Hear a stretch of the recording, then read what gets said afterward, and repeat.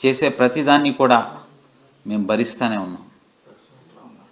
మా కన్నీళ్లు ఈ ప్రభుత్వానికి కళ్ళు తెరిపించకపోవచ్చు, కానీ సాటి కార్పొరేటర్ల కన్నీళ్లు, సాటి కార్పొరేటర్ల ఇబ్బందులు, వాళ్ళ కుటుంబ సభ్యుల్ని, భార్యాభర్త లేకపోతే వాళ్ళ బామర్దుల్ని, వాళ్ళ అన్నల్ని, తమ్ముళ్ళని, భర్తల్ని, ఎవరు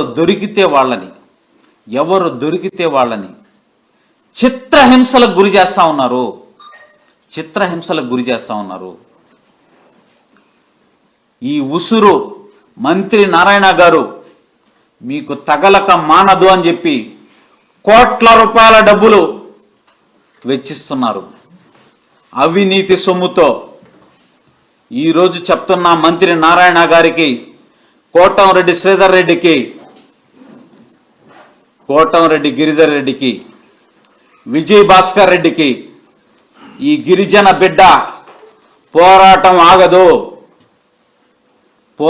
ఆగదు అని చెప్పి మీ అంతం, మీ రాజకీయ అంతం పలికేదాకా